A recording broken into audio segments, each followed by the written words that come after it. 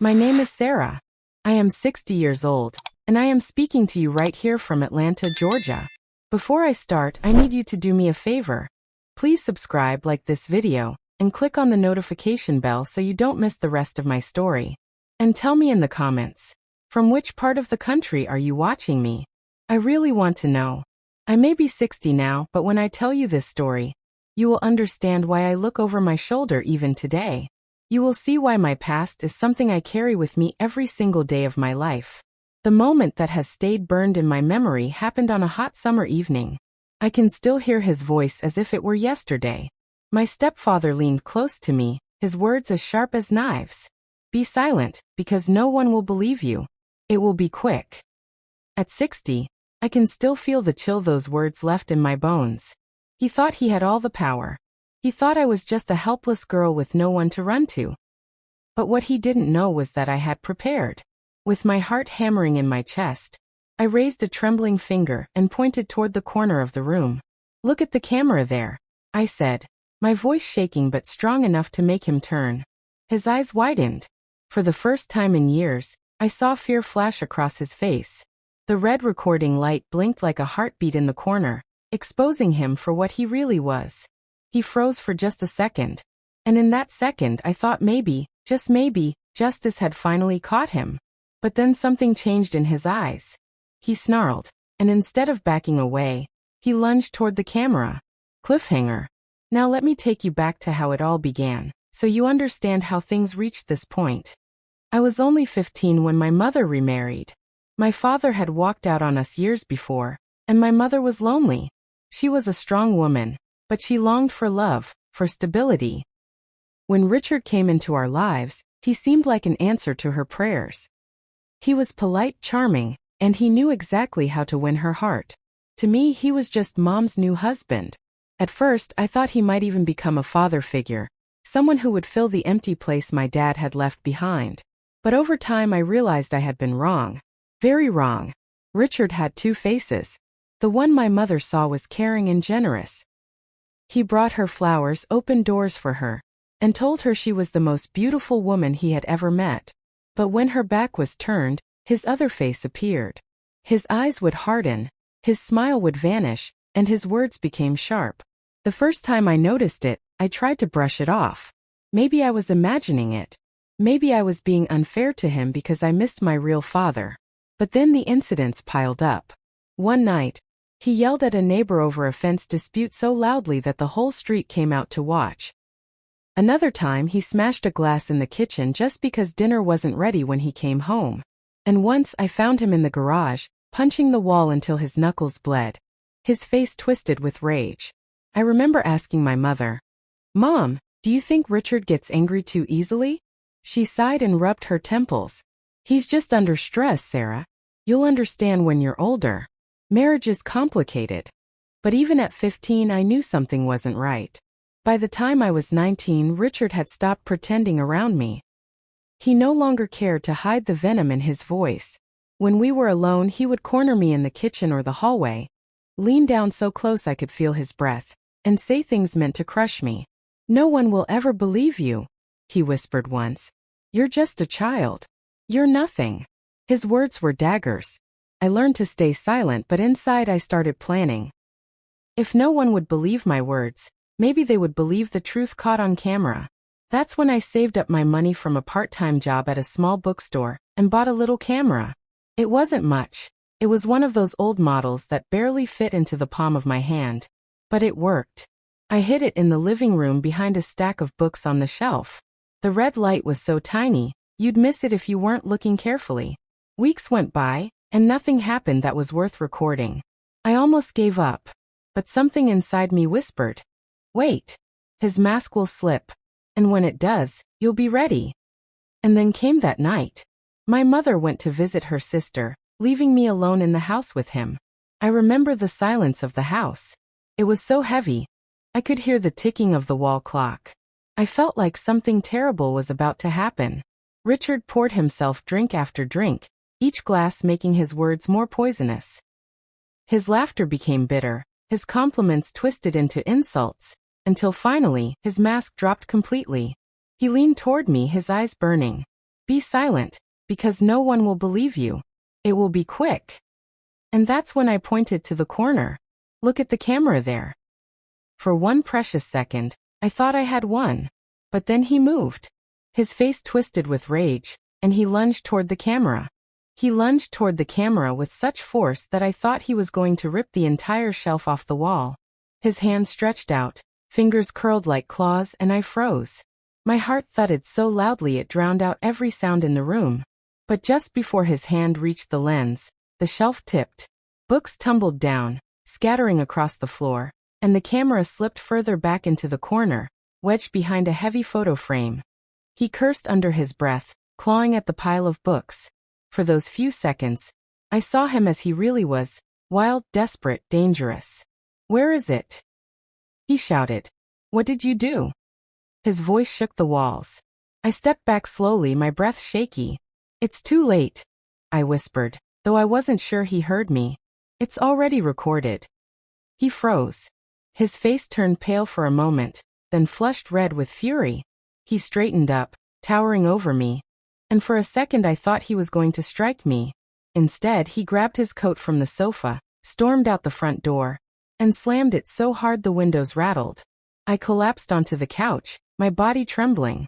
The house was silent again, but this time it wasn't the silence of peace. It was the silence of something broken wide open. That night, I didn't sleep. I kept replaying what had just happened, every word, every sound. Part of me wanted to run straight to my mother and tell her everything. But another part of me whispered, she won't believe you. He told you the truth. She loves him too much. I decided to wait. I decided to hold on to the footage. The little camera was still blinking, still recording, proof tucked into its memory. It was the only weapon I had. The next morning, Richard acted like nothing had happened. He sat at the breakfast table, sipping coffee, smiling at my mother as though he hadn't nearly attacked me hours before. He even asked me, with false sweetness, if I wanted extra toast. I stared at him, my stomach twisting. How could someone be so two-faced? How could he flip the mask on and off like a light switch? Days turned into weeks. I stayed quiet, but I was never at ease. I kept the camera hidden, moving it sometimes just to be sure he hadn't found it. At night, I checked the recordings. Every time he muttered under his breath or raised his voice, I saved the clips. I was building a library of his true face. But deep down, I knew it was only a matter of time before he realized what I was doing. And when he did, the game would change. That change came one stormy evening. Rain pounded the roof, lightning flashed through the windows, and the air felt heavy. Mom was at work late, and I was in my room trying to distract myself with a book. Then I heard it. Heavy footsteps in the hallway. The door creaked open. Richard stood there, his eyes glowing like embers in the dim light. I know what you're up to, he said slowly, his voice low and dangerous. I know about your little camera. My throat went dry. My hand shook as I held the book tighter, though it was no shield. He stepped inside and shut the door behind him. The door clicked shut behind him, and the sound echoed in my chest like a drumbeat of doom. Richard stood there, his frame filling the doorway, his shadow stretching long across the floor. His lips twisted into that smile I had learned to fear. The smile that looked calm but hid something vicious behind it. I know what you're up to, he said, his voice low and steady. I know about your little camera. The words froze me in place. My stomach lurched and my throat went dry. I gripped the book in my lap as if it could shield me. But the truth was I was defenseless. My mind raced. Had he found it? Had he seen the recordings? Was everything I had done ruined already?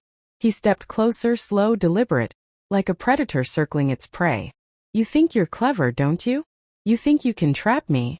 He let out a short, cruel laugh. You're just a child. No one will believe you, Sarah. Not your mother. Not the police. No one. I forced myself to meet his eyes, even though every bone in my body screamed at me to look away. The camera doesn't lie, I whispered. My voice shook, but the words came out. You can scare me all you want, Richard, but the truth is already recorded. For a moment, something flickered in his expression. Was it fear? Was it anger? I couldn't tell. But just as quickly as it appeared, It vanished, replaced by that same mocking grin. He leaned down close enough for me to smell the alcohol on his breath. "You'd better pray your little toy doesn't fall into the wrong hands," he said, his words dripping with threat. "Because if it does, I'll make sure you regret ever pointing it at me." He straightened, his eyes cold as stone, then turned and walked out of the room, slamming the door behind him. I sat there frozen for what felt like hours. My hands trembled so violently the book slipped from my lap and hit the floor with a dull thud. The storm outside roared on, but inside the house, the real storm had already begun. That night, I couldn't sleep.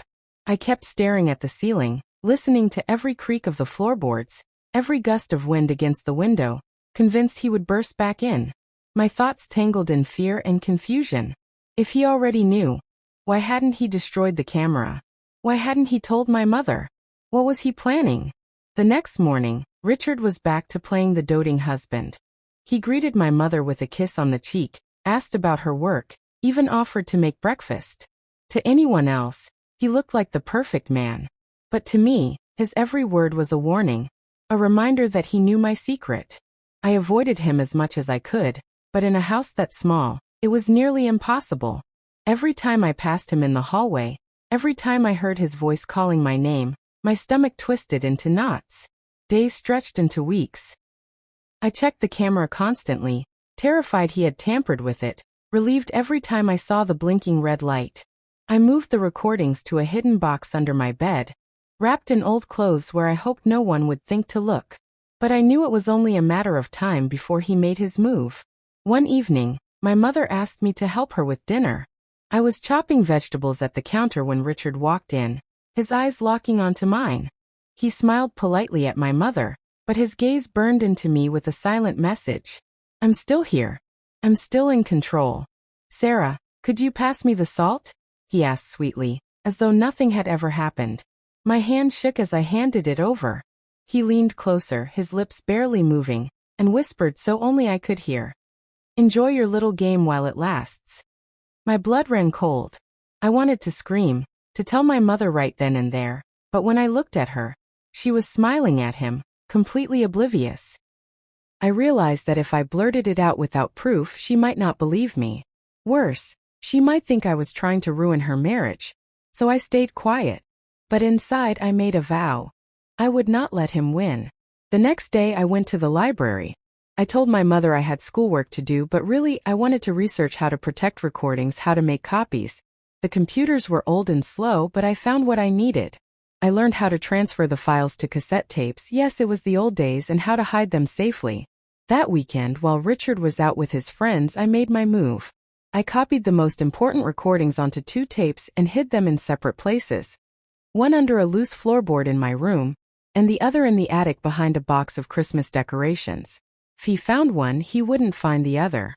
I felt safer, but not safe enough. Because deep down, I knew Richard wasn't going to just sit back and let me outsmart him. He was waiting, planning. And I was right. A few nights later, I came home from a study group and noticed something strange. My bedroom door was slightly open. I never left it that way. My heart skipped a beat. Slowly, I pushed it open, and my blood ran cold. My mattress was flipped. My drawers were open. Clothes were scattered across the floor. Someone had searched my room. I rushed to the hiding spot under the floorboard. The box of clothes was still there, but the tape inside was gone. My legs nearly gave out. He had found it. He had been in my room. Before I could even process it, I heard footsteps in the hallway. I turned, and there he was, leaning against the doorframe, holding the cassette tape in his hand. His grin stretched ear to ear, but his eyes burned with triumph. "Looking for this?" he asked softly. "Looking for this?" Richard's voice was calm, almost playful, but his eyes told a different story. He dangled the cassette tape between his fingers like a hunter showing off his catch. My chest tightened. My secret was no longer a secret. I forced myself to stand tall even though my legs trembled beneath me. "Give it back," I whispered. He chuckled, shaking his head slowly. "Oh no, Sarah. You've been a very bad girl. Sneaking around, hiding things, spying on me. Do you know what happens to little girls who betray their family?" I clenched my fists. "That's not betrayal. That's the truth. and you can't hide it forever." His grin widened, and for a moment, I thought he might crush the tape in his hand. But instead he slipped it into his coat pocket. "You think this little toy can save you? Let me tell you something, you're the liar here. If anyone finds this, I'll say you made it up. I'll say you're unstable. Who do you think they'll believe, me or a scared child?" The cruelty in his words cut deeper than any slap ever could.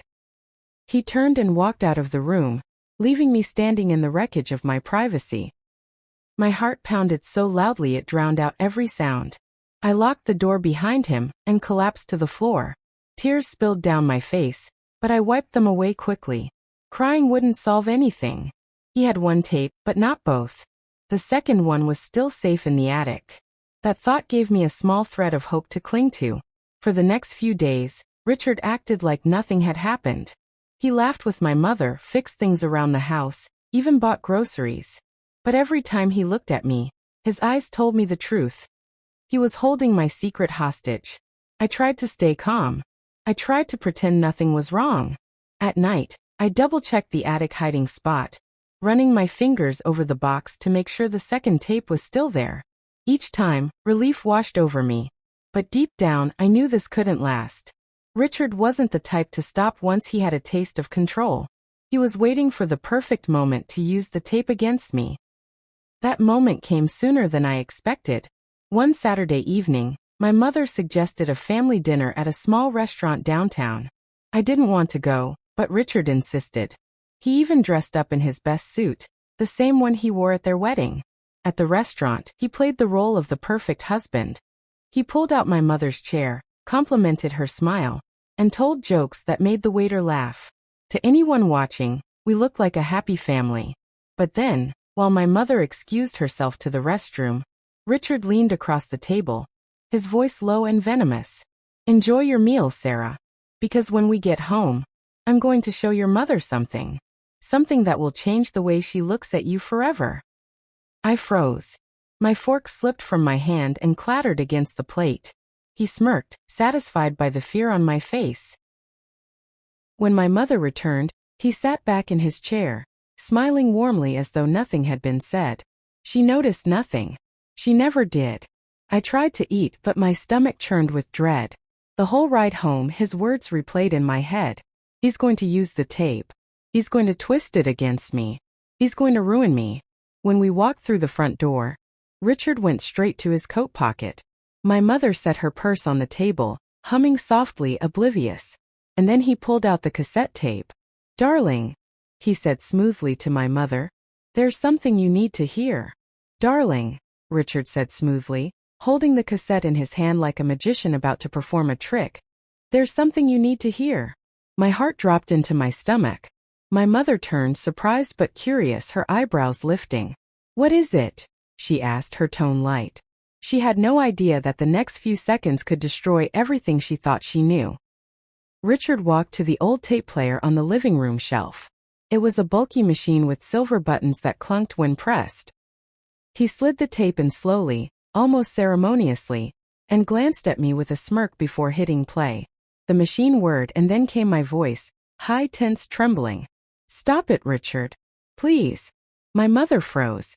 Her head snapped toward me, confusion flooding her eyes. On the tape his voice followed, low and cold. "Be silent, because no one will believe you." The words spilled into the living room like poison. My mother gasped, her hand flying to her mouth. I felt my chest tighten. This was it. The truth was out. She had heard it with her own ears. There was no way he could spin this now. But Richard didn't flinch.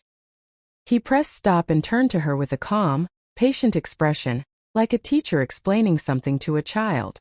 "Sweetheart," he said softly, "I know how that sounded, but you need to understand. Sarah has been recording me, twisting my words, cutting things out of context. She's been trying to make me look like a monster."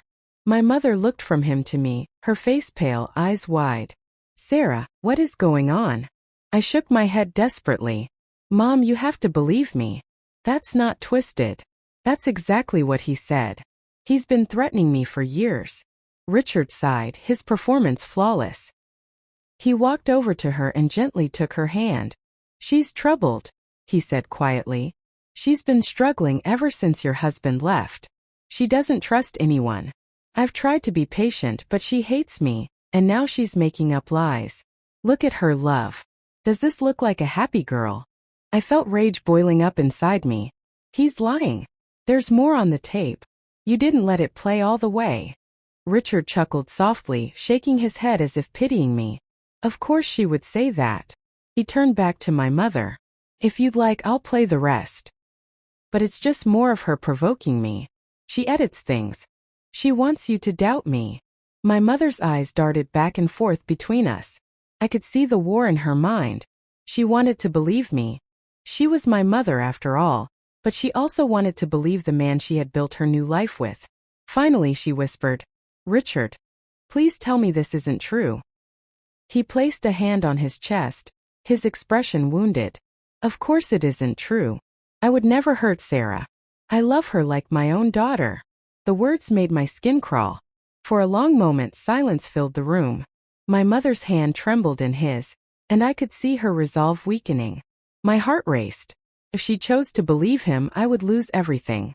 That's when I made my move. There's another tape, I said, my voice shaking but clear. Both their heads snapped toward me. Richard's eyes darkened instantly, his mask slipping for just a fraction of a second. What did you say? He asked, his voice low, dangerous. I stood slowly, every part of me trembling but fueled by desperation. You think you've won because you found that one. But you didn't find the other. And that one has everything. All of it. My mother's eyes widened. Another tape? Yes, I said, looking straight at her. And if you want the truth, you'll listen to it. Richard moved so fast I almost screamed. He grabbed my arm, his fingers digging into my skin. Don't listen to her, he snarled. His voice no longer soft and charming but sharp and wild. She's lying. She's trying to tear this family apart. Let her go, my mother cried, stepping back. I pulled against his grip, my breath coming in short gasps. Mom, please. The tape is real. It's in the attic. Richard froze at my words. His head whipped toward me, his eyes narrowing. He hadn't known where it was until that moment. I cursed myself for letting it slip. But it was too late. He released my arm suddenly, his face twisting into something ugly. Without a word, he turned and bolted for the hallway, heading straight for the attic stairs. Richard, stop! My mother shouted. I lunged forward, adrenaline pumping through me. No. He's going to destroy it. My mother looked torn, her eyes wide with fear and confusion. Richard's footsteps thundered on the wooden steps as he climbed toward the attic. I ran after him, my heart pounding. My mother followed, calling his name, but he didn't stop. The attic door creaked open, and he disappeared inside. I scrambled up the stairs, my hands gripping the banister so hard my knuckles turned white. At the top, I found him on his knees, shoving boxes aside with frantic energy, muttering curses under his breath. He found the Christmas box and ripped off the lid, tossing tinsel and ornaments across the dusty floor. Where is it? He growled. Where did you put it? I rushed forward, my hands shaking as I tried to block him. Mom, help me, I cried. But before she could reach us, Richard's hand plunged into the box. His face lit up with triumph as he pulled out the second tape, holding it high like a trophy. Got it, he whispered, his voice trembling with fury and satisfaction. I felt the ground shift beneath me. My last weapon, my last hope, snatched from my hands. Richard turned to me, his eyes blazing. It's over, Sarah. You lose. And then, without warning, he raised his arm and hurled the tape toward the small attic window. The glass shattered with a violent crash, and the tape disappeared into the stormy night. The sound of shattering glass echoed through the attic, followed by the faint clatter of the tape disappearing into the night. I stood frozen, staring at the broken window, my chest heaving as the cold air rushed in. Richard turned to me, his lips curling into a grin that made my stomach twist. See? No more tapes. No more lies. It's over. But it wasn't over. Not for me. My mother finally caught up, stumbling into the attic, her eyes darting between the broken window and the fury on Richard's face. Richard, what have you done? She gasped. He wiped the dust from his hands, trying to smooth his expression back into calmness. I protected us, he said firmly. That tape was nothing but poison. I couldn't let Sarah keep using it to turn you against me. My mother's hands trembled as she touched the jagged edge of the broken window. You destroyed it? Yes, Richard said. For us. For our family. His words were confident, almost convincing, but I could see the cracks in his mask now. His forehead glistened with sweat. His breathing was heavier than he wanted to admit. He wasn't in control anymore, he was desperate. I took a shaky step forward, my voice low but steady. You didn't win, Richard. You think that was the only copy? You think I'd put all my trust in just one tape? His eyes flicked to me, sharp and calculating. For the first time I saw fear behind his anger. My mother glanced between us, confusion written all over her face. Copies? What are you talking about? I held her gaze, forcing the words out. I was never going to trust one hiding spot. I've kept backups. More than one. Richard's jaw tightened. His hands clenched into fists at his sides. My mother's voice shook. Sarah, is that true? Yes, I said, my heart pounding. And sooner or later you're going to see everything. The truth. All of it. For a long moment, the attic was silent except for the whistling whine through the broken window. Richard's eyes burned into mine, and I knew he was recalculating, planning his next move. Finally he smiled again, though it didn't reach his eyes. Then I'll just have to find them, won't I? He said quietly. He brushed past us, heading for the stairs. His footsteps faded into the house below, leaving my mother and me standing in the wreckage of what had just happened. She turned to me slowly, her face pale, her voice trembling. Sarah, what's really going on here? I need to know the truth. And I realized in that moment, I had no choice left. The fight was no longer just between Richard and me. My mother was finally being pulled into the storm. Sarah, my mother whispered, her voice trembling. What's really going on here? I need the truth. Her eyes searched mine, desperate, fearful. And I knew this was the moment I had been waiting for. The moment I had feared. My throat tightened. For years, I had carried the weight of Richard's shadow in silence. Now the silence was crumbling, and I couldn't stop it even if I wanted to. I drew a shaky breath. Mom, Richard isn't who you think he is. He's not the man you fell in love with. He's a liar, a manipulator. My voice faltered, the words catching in my throat like broken glass. I wanted to say more, to pour out everything, but the years of fear had built a wall inside me.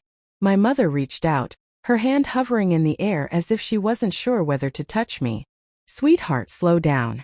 Start from the beginning. What has he done to you? I clenched my fists, tears burning at the corners of my eyes. He's been threatening me, scaring me, making me feel like I'm trapped in my own home. Every time you turn your back, he shows me who he really is. And the tapes, I recorded him to prove it, because I knew you wouldn't believe me otherwise. Her face went pale. She stumbled back a step, pressing a hand to her chest. Sarah, oh my God. Before she could say more, footsteps creaked on the stairs. The sound made my heart seize. Richard was coming back. I grabbed her arm urgently. Mom, you have to listen to me before he gets up here. He's dangerous. Please believe me. But it was too late. Richard appeared in the doorway, his expression calm, almost serene, as if he had rehearsed this moment. Dangerous, he repeated, his voice smooth. Now that's an interesting choice of words. He stepped inside slowly, his eyes flicking from me to my mother. He carried himself like he was already the victor, as if no matter what I said, he could undo it with a smile. Richard, my mother said, her voice unsteady. She says you've been threatening her. He froze for the briefest second, then chuckled softly. Of course she did. He walked closer, his gaze locked on me. You see, this is exactly what I meant. Sarah can't accept me. She can't accept that you moved on, that you're happy with someone new. So she invents stories, lies, recordings, anything to tear us apart. She doesn't look like she's lying, my mother whispered, glancing at me. Richard's smile faltered. He turned toward her, his voice low, persuasive. Think about it, darling. Have you ever once seen me hurt her? Have you ever once heard me raise my voice at her in front of you? No, because it never happened. She's twisting things. She's jealous. Jealous. I snapped, anger cutting through my fear. You've been tormenting me for years, and you're calling me jealous? Sarah! My mother cried, her voice sharp. Richard's eyes narrowed, and for a moment the mask slipped, just enough for her to see the coldness beneath. My mother gasped, her hand flying to her mouth. I seized the moment. See? That's him. That's the real him. You saw it just now. But Richard recovered quickly. He forced a smile, though his jaw was tight. I'm only frustrated, love. Wouldn't you be? Imagine being accused day after day, no matter how hard you try. Imagine your stepdaughter setting traps, recording you, painting you as a monster. It would push anyone to the edge. His words were poison, carefully measured, and I could see my mother wavering again. She looked between us, torn in two. Stop it, I said, my voice cracking. Stop pretending. You think you've destroyed everything, but you haven't. I still have more proof. And if you keep pushing me, I'll show it to the world. Richard's eyes flickered with panic before hardening into rage. He stepped closer, lowering his voice so only I could hear. You're bluffing, he hissed. I met his gaze, my own voice just as low. Try me. For the first time, his confidence cracked. His hand twitched at his side, and his eyes darted toward my mother, who was watching us closely now. What are you whispering about? She demanded, her voice trembling. Nothing, Richard said quickly, flashing a smile. Just trying to calm her down. But my mother didn't look convinced anymore. She studied him, her brow furrowed, her lips pressed into a thin line. The doubt had planted itself deep inside her. The silence stretched, heavy and suffocating. My heart pounded as I waited for her to speak, to choose. Would she finally stand with me? Or would she let him twist her again? And then it happened. The front door downstairs opened with a sharp creak. A voice called up the stairs. Hello? Is anyone home? We all froze. My mother's eyes widened in surprise. Richard's face went pale. Because the voice belonged to Detective Harris. The same man who had once helped our neighborhood after a burglary. The one Richard had always gone out of his way to avoid. He was here. In our house. And from the sound of his voice, he wasn't here by accident. Hello. Is anyone home? The voice carried up the staircase, steady and calm but commanding enough to freeze all three of us in place. My mother's eyes darted toward me. Confusion etched across her face. Richard's jaw tightened, the mask slipping just enough for a flicker of panic to show. Detective Harris's footsteps echoed against the hardwood floor as he stepped into the hallway below. It's Detective Harris, he called again. I just need a quick word. My mother finally found her voice. Detective? She whispered, more to herself than to us. What on earth is he doing here? Richard forced a smile, though his hand trembled as he smoothed his shirt. Probably just a routine matter, he muttered. But his tone was too sharp, too rehearsed. I knew better. He feared Harris. Always had. Whenever the detective's name came up in conversation, Richard would change the subject, brush it off, or find an excuse to leave the room. Now the man was standing in our house. My mother straightened her shoulders and called down the stairs. Just a moment. Then she turned to Richard, her expression guarded. We should go down and see what this is about. Richard hesitated, his eyes flicking toward me with a silent warning. Say nothing. But I had already made up my mind. This was my chance. We descended the stairs together. The three of us tense and silent. The living room lights cast long shadows on the walls, the broken window upstairs still whistling faintly in the background. Detective Harris stood in the entryway, his hat in his hand, his expression calm but watchful. He was a broad-shouldered man in his 50s, with steady eyes that seemed to read people before they spoke. Evening, he said politely. Sorry to drop in unannounced. I was in the neighborhood and thought I'd stop by. His gaze flicked briefly to Richard, then lingered on me. I've had a few concerns brought to my attention. Richard stepped forward quickly, extending his hand. Detective, good evening. Always a pleasure. What kind of concerns, if I may ask? Harris shook his hand firmly, but didn't smile. Nothing serious yet. Just a few reports about disturbances in the area. Raised voices, things breaking. He tilted his head slightly, and I couldn't help but notice a sound just now, like glass shattering. My heart leapt. He must have heard the attic window break. Richard's laugh was quick, a little too forced. That. Just an accident upstairs. Old window pane gave out while I was moving a box. Nothing unusual. Harris studied him for a long moment, then glanced at my mother. Is that so? She shifted uncomfortably, her hands twisting together. Yes, I suppose so. But her hesitation wasn't lost on him. His eyes moved back to me, and I felt the weight of his steady gaze. And you, young lady? Do you agree? Richard's eyes burned into me, daring me to open my mouth.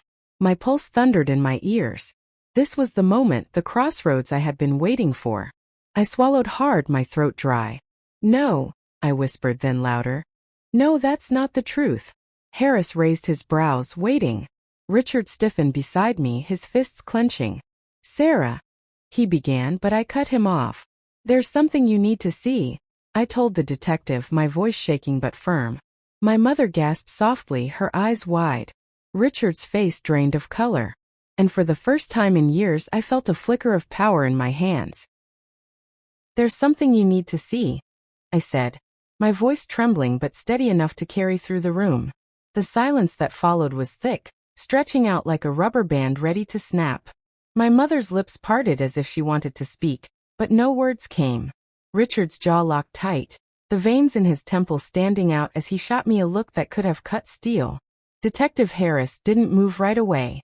His eyes, sharp and thoughtful, lingered on me as though weighing every syllable of what I had just said. Then finally, he adjusted his hat under his arm and spoke in his calm, even tone. What is it you want me to see, Sarah? The use of my name gave me courage. I took a step forward, away from Richard's shadow, away from the tight grip of his silent threats. I've been keeping records, tapes, proof of what Richard has been doing. Richard's laugh burst out harsh and hollow, cutting me off. Proof, he scoffed. Detective, please forgive her. My stepdaughter has a vivid imagination. She's been making recordings, editing them, splicing them together. All part of a campaign to turn her mother against me. It's been going on for months. Harris's gaze slid to Richard. That's so. Yes, Richard said smoothly, slipping back into his charming mask. It's heartbreaking, really. She's never forgiven her father for leaving, and now she's projecting all that pain onto me. I'm just trying to hold this family together. His hand reached for my mother's, squeezing it gently. Isn't that right, darling? My mother flinched, uncertainty flickering in her eyes. She looked at me, then at him, torn between two worlds, her daughter and the man she thought she loved. I swallowed hard, pushing past the lump in my throat. He's lying. I caught him on tape threatening me, saying things no father should ever say to his child. I had more than one copy, but... My voice cracked as I remembered the attic, the broken window, the tape vanishing into the storm. He destroyed one tonight. Detective Harris's eyebrows arched slightly. Destroyed it? Yes, I said quickly. He found it hidden in the attic. He threw it out the window so no one would ever hear it. Richard's voice grew harder, colder, but still wrapped in a layer of control. That is not what happened. She's exaggerating, as always. A box tipped over, a window broke, and she's weaving it into a story. She's not weaving anything, I shot back. I know what I heard. I know what I lived. And if you let me, I can prove it. Harris folded his arms, his gaze steady. Where are these tapes now, Sarah? My pulse raced. Every word felt like stepping onto a fragile bridge. One's gone, I admitted. But there's another. I kept backups. He doesn't know where all of them are. Richard's eyes snapped to mine, blazing with fury. My mother gasped softly, covering her mouth with her hand. Harris nodded slowly, his expression unreadable. Then maybe I should take a look at those. Detective, Richard said quickly, stepping forward. You can't indulge this. It's dangerous, feeding into her paranoia.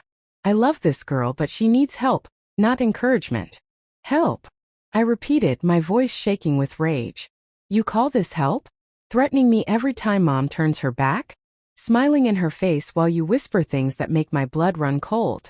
Richard's mask cracked just for a second. His teeth clenched, his nostrils flared. and the venom in his eyes told me I had hit a nerve. Harris caught it too. I saw his gaze sharpen, his jaw tighten slightly. He had seen men like Richard before. Mr. Bennett, Harris said evenly, I'll decide what's paranoia and what isn't. If there are tapes, I'd like to hear them. If there aren't, then we'll clear this up quickly. Either way, I don't think shouting and broken windows are helping anyone. My mother finally spoke, her voice barely above a whisper. Maybe we should let him hear it. Just to be sure. Richard spun toward her, his smile gone, his tone sharp. Margaret, don't you start doubting me now. After everything I've done for you, for us. Are you really going to take her side over mine? My mother flinched as if he had struck her. Tears welled in her eyes. I don't know what to think anymore, she admitted, her voice cracking. I just want the truth. The truth, Richard repeated, his voice low and dangerous. He turned back to me, his stare cutting through me like a blade. Then let's give her the truth. He reached suddenly into his coat pocket and pulled something out. My breath caught in my throat when I saw what it was. The first cassette tape, the one he had flaunted in my bedroom. I never destroyed this one, he said softly, holding it up between two fingers. This is the only thing she has. And if we play it, you'll hear exactly what I said and what she cut and twisted. My blood turned to ice. He had kept it all along. Play it, I demanded, my voice shaking but fierce. Play it right here, right now. Let Mom hear everything. Richard's lips curled into a cold smile. Gladly. He walked to the tape player again, sliding the cassette in with a click. My mother clasped her hands together, whispering a silent prayer. Detective Harris stood firm, his eyes fixed on the machine, waiting. The tape began to play. My voice filled the room, frantic and pleading. Stop it, Richard. Please. Then came his voice, sharp and unmistakable. Be silent, because no one will believe you. The room went still. Richard hurried to stop the tape before more could be heard, his hand slamming the button. He turned, forcing a calm laugh. Out of context, he said quickly. She spliced it. You can tell, can't you? But Harris's expression didn't change. His eyes narrowed, his jaw tightened, and for the first time, I saw his hand inch toward the badge on his belt. Mr. Bennett, he said slowly, his voice like steel. I think I've heard enough for tonight. Richard's face drained of color. He opened his mouth to protest, but before he could speak, there was a sudden, deafening knock on the front door. 3 heavy, deliberate bangs. We all froze. And then a voice called through the door, firm and commanding. Police. Open up. The pounding on the door echoed through the house again. Police. Open up. My mother jumped, nearly stumbling back into the sofa. Her face was pale, her hands trembling as she looked from me to Richard. Richard's mask cracked wide open now. His lips curled back in anger, his eyes darting between the door and Detective Harris. What is this? He hissed. Did you call them?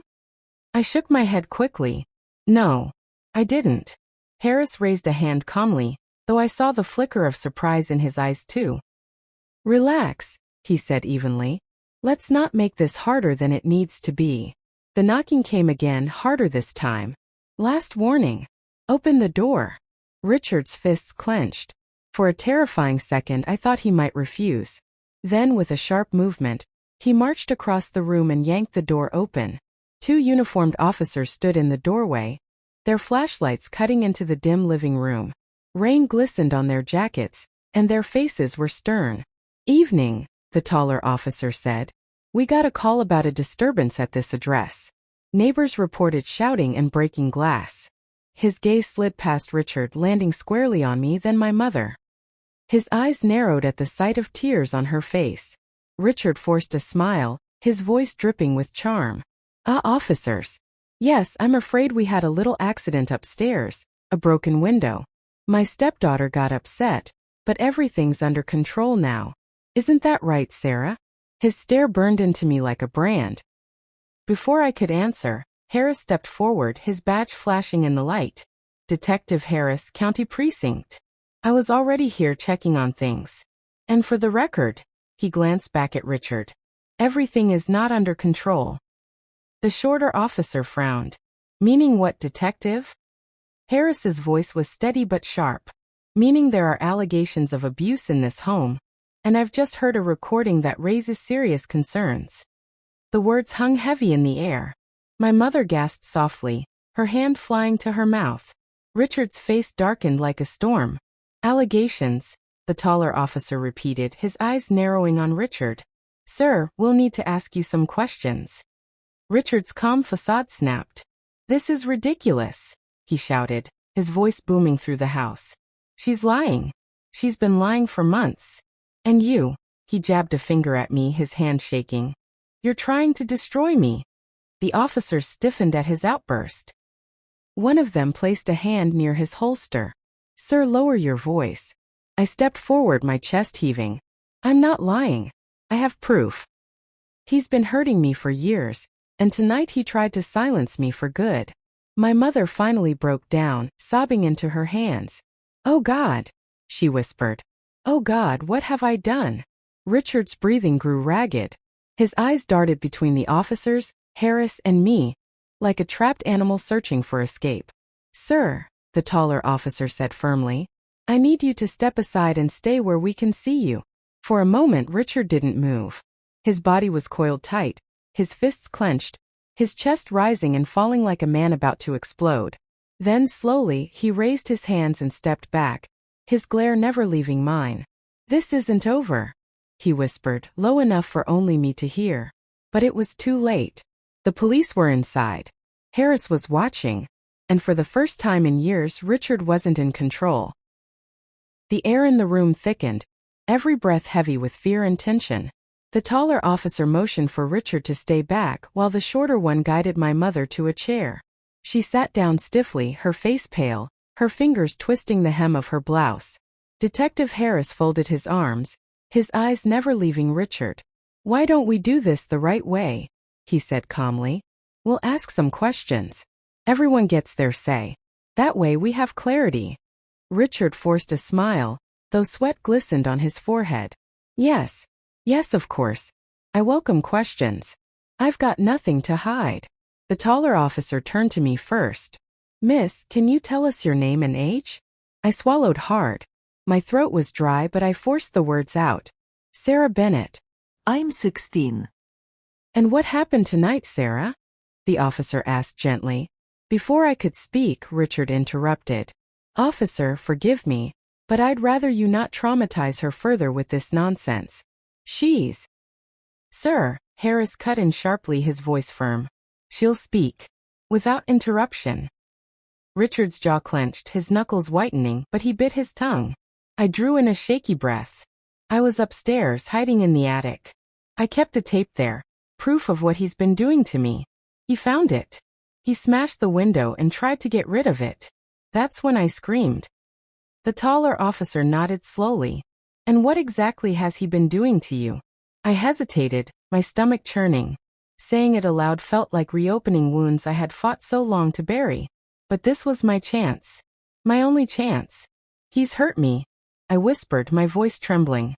"In ways a stepfather should never hurt his daughter. He tells me to stay silent, that no one will believe me. But I recorded him. I have tapes." The officer's face tightened. He exchanged a glance with his partner. "And do you still have these tapes?" "One was destroyed tonight," I admitted. "But I made backups. I can show you." The shorter officer scribbled notes quickly. Harris's eyes flicked toward me, approving, urging me to keep going. But Richard exploded. "This is outrageous," he shouted, stepping forward. "Do you people hear yourselves? Listening to a child spin fairy tales and treating them like evidence? She's manipulating all of you. She's been doing it for years." "Sir, step back," the taller officer barked. Richard froze, breathing hard, his eyes burning into me with venom. Then my mother spoke, her voice breaking. I don't know what to believe." She lifted her tear-streaked face, looking between Richard and me. "All these years I thought Sarah was exaggerating, that she was troubled. But tonight, the way he grabbed her, the way he shouted," her voice faltered. "And that tape, I heard his voice. He said those words." The room went quiet. Even the officers shifted uneasily, their gazes moving back to Richard. Richard's mask slipped further. His voice was low now, dangerous.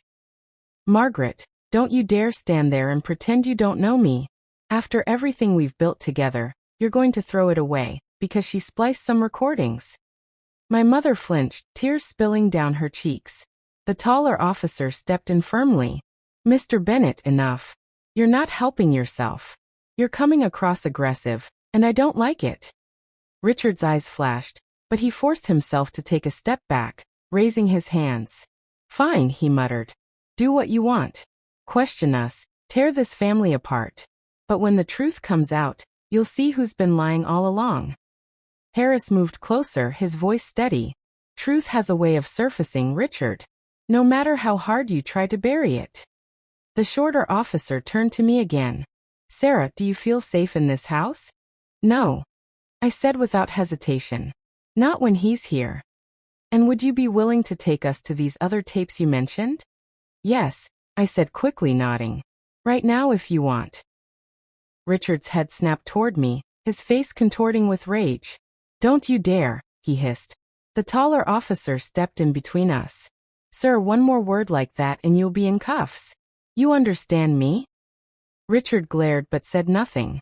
My heart pounded. This was it. The moment everything could shift. For the first time in years, the spotlight was on him, not me.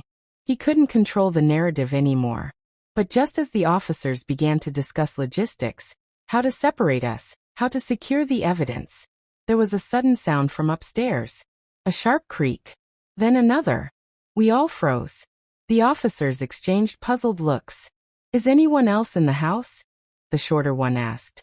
My mother shook her head. No. Just us. Another creak, heavier this time, like footsteps on the landing. The taller officer drew his weapon, motioning to his partner. Stay here. Detective, keep an eye on them. Harris nodded, moving closer to me and my mother. Richard's face was different. For the first time that night, I saw something like fear flicker in his eyes. He glanced toward the ceiling, his lips pressed tight, his body tense. The officers moved toward the stairs, their flashlights cutting through the darkness. Every creak of the wood echoed like thunder. We waited, the silence unbearable. My pulse thudded in my ears. Then from upstairs came a sound that made my blood run cold. A voice. Low, strained, but unmistakably male. Sarah. I felt my knees weaken. My mother gasped. And Richard's face went white as a sheet. The sound of my name drifting down the stairs was like ice sliding over my skin. Every muscle in my body froze. My mother clutched my arm so tightly it hurt, her nails digging into my skin. The officers whipped their flashlights toward the staircase, their guns raised. Who's up there? The taller one barked. No answer. Just silence. Heavy, suffocating silence. Then came another creak, louder this time. A shadow shifted at the top of the landing, just barely visible in the dim light. Step into the light, the shorter officer ordered. For a moment the figure didn't move. Then slowly it stepped forward. It was a man. Thin, disheveled, his clothes dirty and torn, his eyes wild. His hair stuck up in clumps as though he hadn't washed in weeks. His face was pale, almost gaunt, but there was something familiar in the shape of his jaw, the line of his brow. My breath caught. Dad. The word slipped out before I could stop it. My mother gasped sharply, pressing her hand against her mouth. Richard's face twisted with rage, his eyes narrowing, his skin blotching red. The officers froze, exchanging quick glances. Sir, stay where you are, the taller one ordered.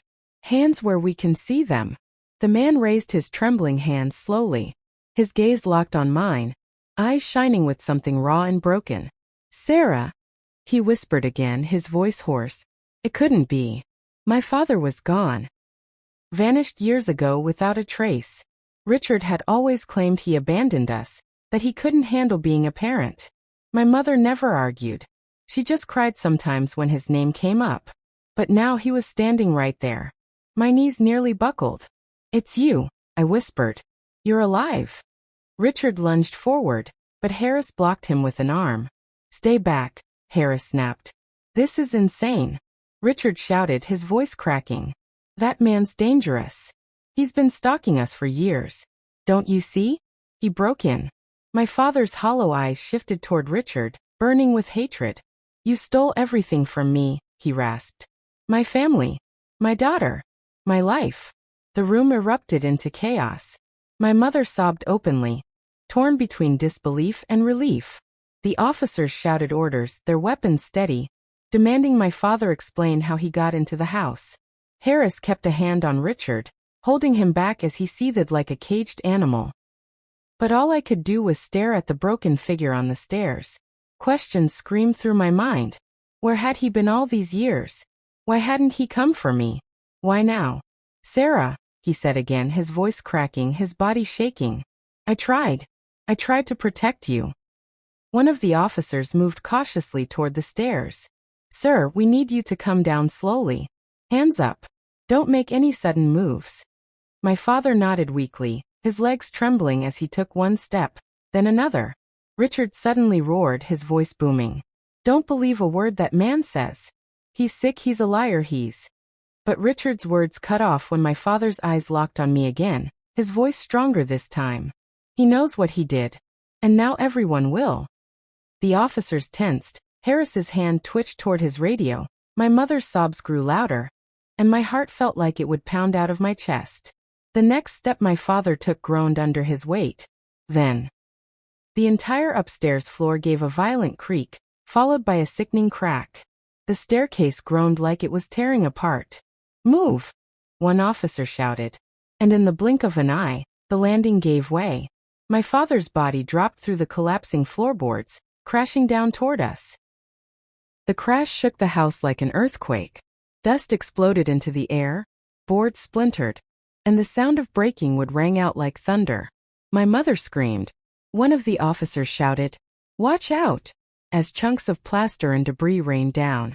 I shielded my face with my arms, coughing as dust choked the air. Through the haze, I saw a body slam onto the floor with a sickening thud. "Dad!" The word tore from my throat before I could stop it. The officers rushed forward. Flashlights sweeping over the figure crumpled among the broken boards. My father lay motionless, blood streaking his forehead, his chest rising and falling in shallow gasps.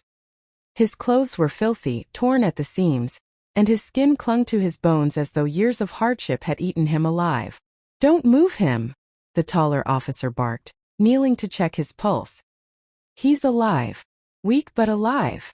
My heart pounded in my ears. He was here. Flesh and blood. After all these years, I wasn't imagining it. But before I could take a step toward him, Richard lunged forward, his face twisted with panic. "Stay back," he shouted. His eyes burned with desperation as he pointed at my father. "He doesn't belong here. He broke in. He's a criminal, a vagrant, probably high out of his mind. Arrest him before he hurts someone."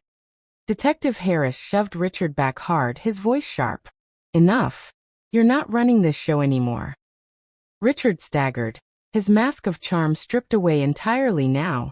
His eyes flicked to me, blazing with hatred, and then back to my mother, who stood trembling, tears streaming down her cheeks. My father coughed weakly, his voice rasping. "He's lying." His hand twitched, reaching out toward me. "Sarah, he took everything." The shorter officer crouched beside him. "Don't try to talk, sir. Save your strength." But my father shook his head stubbornly, his eyes locking on mine. "He told you. I left. But I didn't. He made me disappear." My mother gasped, clutching her chest. "What are you saying?" Richard's face drained of color, then flushed red again. "Don't listen to him," he bellowed, spittle flying from his lips. "He's delirious. He doesn't know what he's saying." But deep down I knew.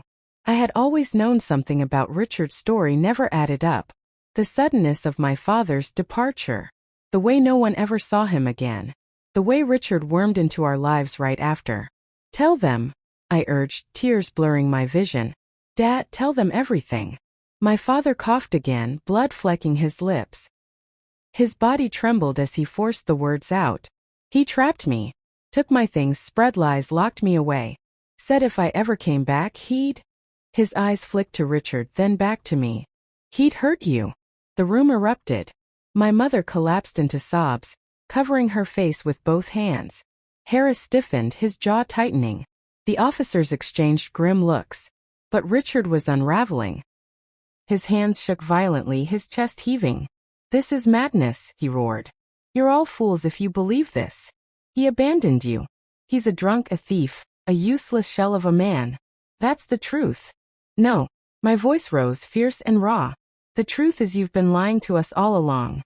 You've been hurting us, controlling us, twisting everything. But it's over, Richard. It's over." Richard's face twisted into something monstrous, his eyes blazing with hatred. "Over," he spat. "You think you've won, girl? You think dragging that broken corpse out of the shadows changes anything?" He turned suddenly, his movements wild, unpredictable. For a moment, I thought he might go for me. Instead, his hand shot toward my mother. "Margaret," he growled, gripping her arm so tightly she cried out. Tell them I'm not the villain here. Tell them she's lying." My mother trembled, sobbing, her voice breaking. "Richard, stop. Please. You're scaring me." "Say it," he shouted, shaking her violently. "Let her go." I screamed, but my voice cracked with panic. The officers reacted instantly. "Hands off her now," the taller one barked, drawing his weapon fully. But Richard didn't let go. His eyes were wild, his voice frantic. "You think you can take my family from me? You think you can erase me?" His grip tightened on my mother's wrist, and she cried out in pain. Harris stepped closer, his hand steady on his holster. "Richard, it's over. You let her go, or I swear." But Richard's voice cut through the chaos, low and venomous. "If I'm going down, I'm not going alone." He shoved my mother back hard, sending her crashing into the sofa. Then, with a speed I didn't think possible, he lunged toward me. I barely had time to scream before his hands were on my shoulders, shoving me against the wall. His face was inches from mine, his breath hot and ragged. "You should have kept your mouth shut," he snarled. The officers shouted. Harris drew his weapon. My mother screamed my name. But in that frozen second, all I could see were Richard's eyes. Wild, desperate, deadly. And then, a gunshot split the air. The gunshot cracked through the house like lightning. For a heartbeat, no one moved. My ears rang, my chest seized, and the world slowed into fragments of sound. The scream of my mother, the barked orders of the officers, the thud of something hitting the floor. Richard staggered back, his face twisted in shock. For a split second, I thought the bullet had hit him. His hand flew to his side, then lifted, trembling. But there was no blood.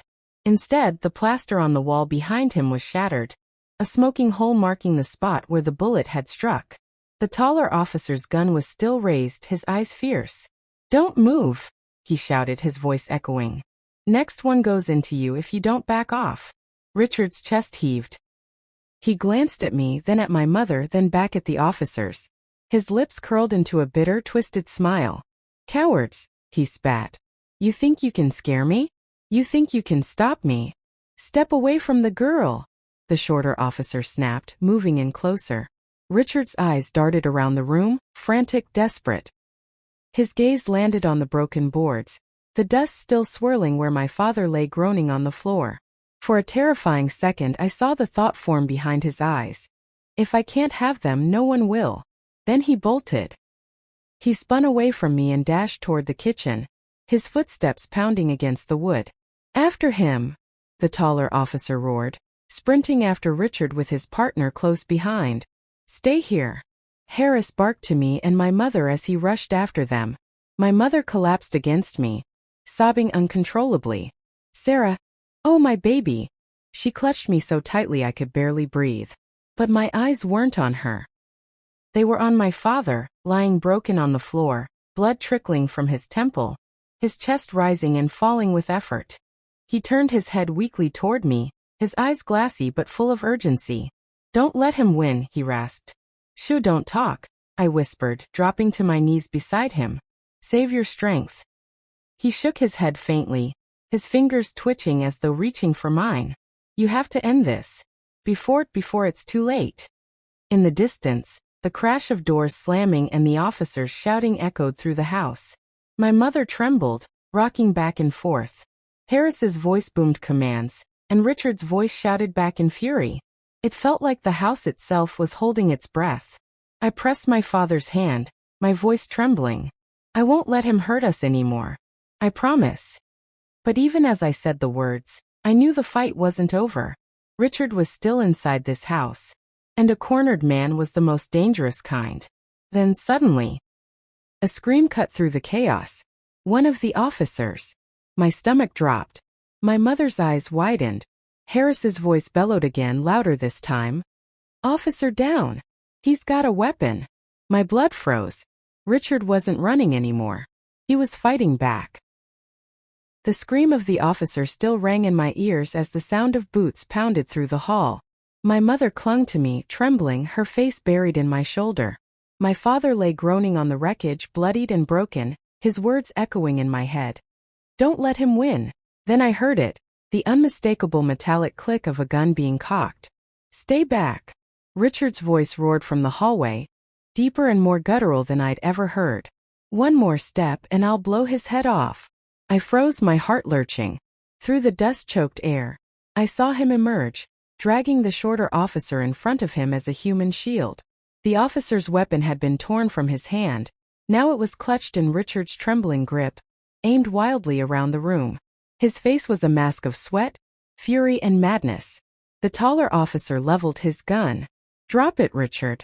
It doesn't have to end this way. Richard let out a ragged laugh, pressing the barrel harder against the officer's temple. End? This is just beginning. You think you can tear apart my family? My home? My life? No. If I burn, we all burn. My mother gasped, stumbling backward, nearly tripping over the overturned coffee table. Please, Richard, she cried, her voice breaking. Please stop this before it's too late. Too late. Richard spat, his eyes wild as they darted from her to me. It was too late the moment she opened her mouth. He jabbed the gun toward me, his grip tightening on the officer. She poisoned you against me. Always scheming, always lying. She should have been silent. My pulse thundered. Every nerve screamed at me to run, but my feet were rooted. His words transported me back to that night, the night he had stolen my innocence and whispered, "Be silent because it will be quick."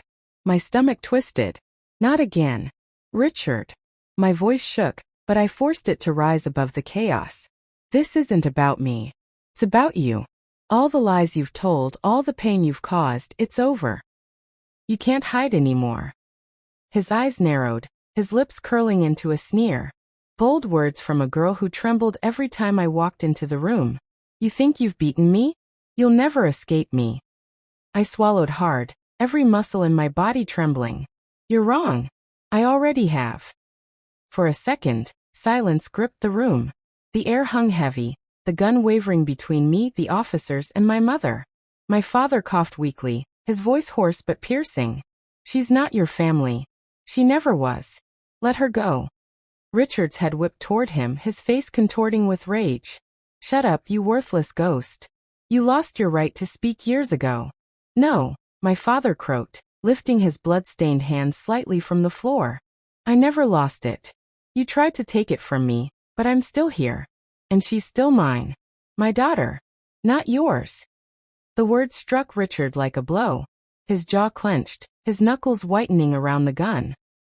For the first time, doubt flickered across his face. Dad, I whispered, tears streaking my cheeks. The taller officer seized the moment, stepping closer.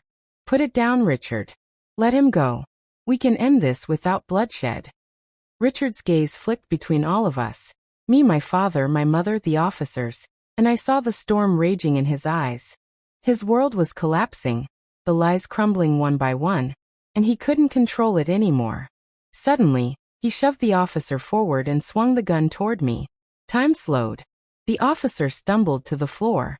Harris shouted. My mother screamed my name. My father tried to rise, his body shaking with pain. I stared straight into Richard's eyes. The same eyes that had haunted me for decades. The eyes of a man who had stolen everything. And in that moment, I realized fear had no power over me anymore. I wasn't the trembling girl in the dark. I was the woman who had survived. I lifted my chin, steadying my voice. Do it, Richard. Pull the trigger. But know this, you'll never silence me again. Not ever. For a heartbeat, the world froze. Richard's hand shook. His finger twitched on the trigger. His face contorted with rage, then confusion, then something like fear. A shot rang out. But not from his gun. Richard's body jolted, his eyes wide with shock. A dark stain spread across his chest. Slowly, his grip on the weapon loosened, and the gun clattered to the floor. He staggered backward, gasping, before collapsing against the broken boards with a heavy thud. The taller officer lowered his smoking gun, his face grim. Threat neutralized. The room erupted.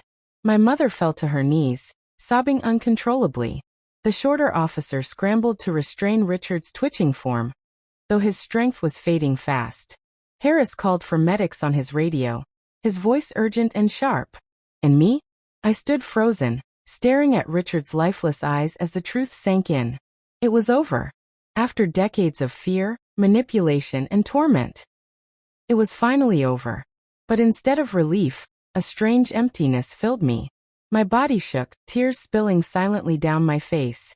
I had dreamed of this moment, of the monster being defeated, yet standing over him. All I felt was the weight of everything he had stolen. My father groaned weakly, pulling me from my daze. I rushed to his side, grasping his frail hand. "I'm here, Dad. I'm here." His lips curved into the faintest smile. "So strong, just like your mother." My mother crawled to us, cradling his head in her lap, her tears dripping onto his face. "Oh, James. I'm so sorry. I should have fought harder. I should have known." He shook his head, his eyes glistening. "No, you kept her alive. That's what matters." His gaze shifted to me. "Promise me you'll live free. Don't let the shadows steal your light." My throat tightened, my voice breaking. "I promise, Dad." His hand went limp in mine. His chest stilled. My heart shattered as I realized he was gone. I clung to him, sobbing, while my mother's cries echoed through the room. Even as officers and medics swarmed the house. Even as Richard's body was carried away. All I could feel was the raw ache of loss. But beneath the grief was something else. A spark of strength. My father's last words burned into my soul. "Don't let the shadows steal your light." The medics led us out into the cool night air. The flashing red and blue lights painting the sky. Neighbors gathered, whispering, staring. But I didn't care. For the first time in decades, I felt the chains of silence break. Standing there, hand in hand with my mother, I knew the lesson of my story. Evil thrives in silence. When we are afraid to speak, when we hide in the shadows, monsters grow stronger. But when we raise our voices, when we shine light into the darkness, the monsters fall. So to anyone listening to me now, to anyone watching from across the world, never let fear silence you. Never let shame chain you. Speak your truth. Because your voice might save not only yourself but someone else too. And before I close this chapter of my life, let me ask you, from which part of the country are you watching my story today? Please subscribe, like, and click that notification button so you don't miss more stories like this. Because together, we'll keep shining light where the darkness tries to hide. This was my story. My name is Sarah. I am 60 years old, speaking from Ohio, USA. And though my past was marked by shadows, my future belongs to the light.